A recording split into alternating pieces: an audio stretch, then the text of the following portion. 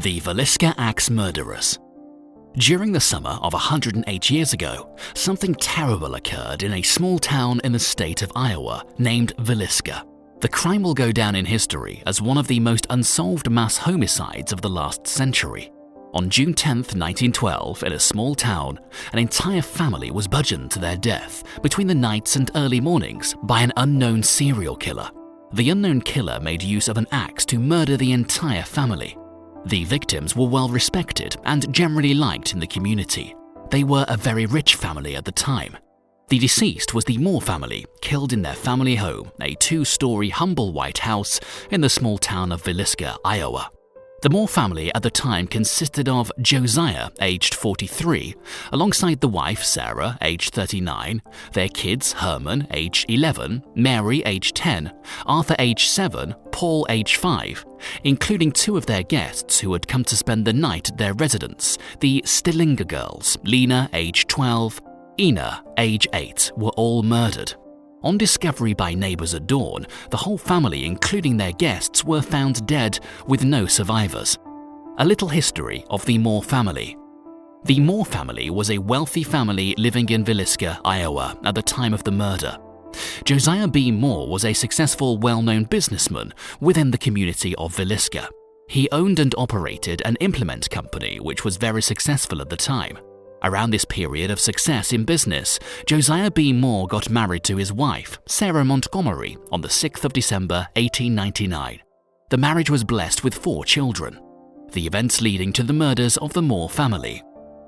On the eve of June 10, 1912, the entire Moore family had attended an event in the church. An annual church event is known as the Children's Day program, which was organized and planned by Sarah Moore, with many families around the neighborhood in attendance. At the end of the event by 9 p.m. local time, the Moore family invited the Stillinger girls to come to sleep over at their residence. They were friends of the family. The girls agreed to sleep over, much to the delight of the younger Moores, who were best friends of the Stillinger girls. The family had arrived at their residence from the church event at around 9:45 and 10 p.m. local time. After they had gone to bed, an unknown killer crept into the Moore residence and their home. At the time, it was a common practice not to lock the doors, as their community was always peaceful, small and safe. The couple had occupied the rooms upstairs with their children sleeping in the room down the hall. The guests, Stillinger sisters, had occupied the guest rooms on the first floor of the house. The unknown killer, with the use of an axe and a lamp, murdered the entire family, including their guests who had slept over at their home. The killer went into each of the rooms occupied by the kids and the couple, killing them one by one. With the help of a lamp and an axe on another arm, the killer first made it to the couple's bedroom, then to the children's room, lastly to the guest room, bludgeoning each of them silently. No one in the entire neighborhood had noticed the whole sad event.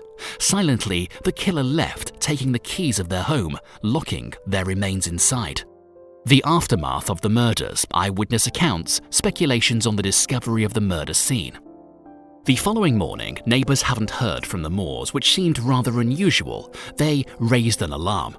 Josiah B. Moore's brother, Ross Moore, was informed. On arrival with his key, he unlocked the home only to find the entire family was murdered.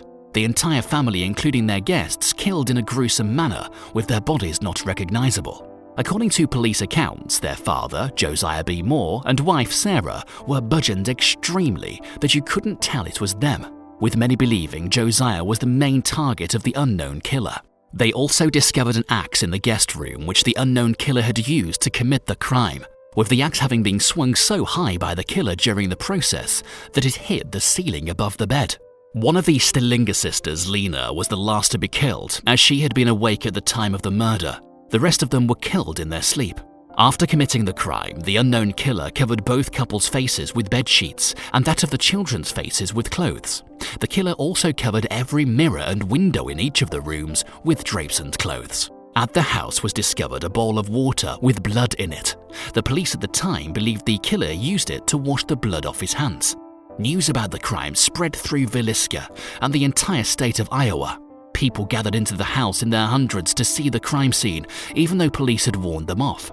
The police at the time lost control of the crime scene as a result of the crowd. As a result of the crowd, the police closed off the house from the general public.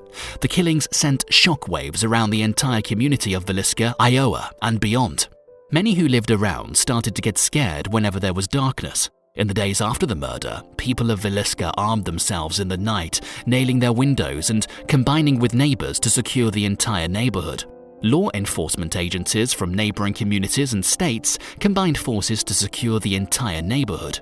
Most people openly carried weapons to secure themselves, with many also wary of their neighbors. Everyone looked like a suspect in the eyes of many of the suspects. Suspects and investigation. In the aftermath of the murders, the people of Villisca were convinced no one in their right senses could commit such heinous crime, with many convinced the killer must be a deranged tramp. The entire neighborhood was searched. Every barn, sheds, alleys in the entire city were searched. No one was found to be responsible for the crime. Police swung into action. An investigation ensued, though there was a consensus that the unknown killer might have escaped a few hours before the remains of the Moors were found. Many detectives around Villisca investigation ensured, with many believing a serial killer was on the loose. There were recorded killings around the time in numerous states the previous year, before the events of that night of June 10, 1912, in Villisca, Iowa. Some of these suspects who were named by the police included Frank Jones, who Josiah Moore had earlier worked with for 7 years in the farm equipment sales business. The duo had worked together before J.B. Moore opened his own business to rival that of Frank Jones, with the police believing it could have angered Frank Jones. Many witnesses gave an account of the relationship between Jones and J.B. Moore.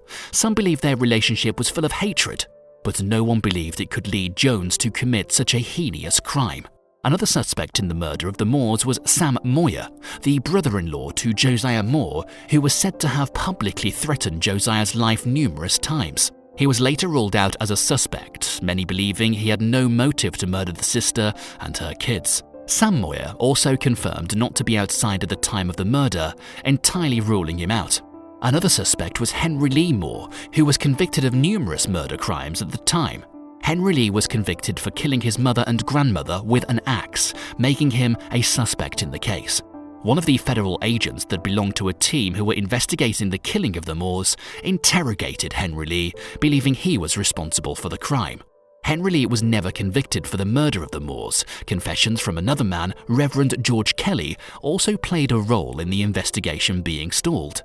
Reverend George Kelly was a suspect in the murder of the Moores. He had earlier attended the same church event the night the Moores were murdered. Reverend George Kelly also departed Villisca the next day. He sent an email to the family of the Moores and also demanded details of the crime from the police, making him a suspect. Reverend George Kelly was arrested by law enforcement on a series of accounts of him harassing several young women, mental problems, and concerning the murder of the Moores. After a long interrogation, he confessed to the killing of the Moores, but later reiterated his statements about the killings. There were accusations. He was forced into making the confessions by the enforcement agencies. He was later acquitted. Years passed by since the killings of the Moores. Police have had so many leads, trailed many suspects, but the killer has never been found. Many questions have been asked. What could be the reason for the killing of the Moores? Who could be responsible for killing the Moores in such a gruesome manner? No one has been able to give answers to these questions since that fateful night of June 10th, 1912. Known to be the Villisca Axe murders, the crime remained unsolved to this day. The unknown killer has never been found, and the case remains unsolved.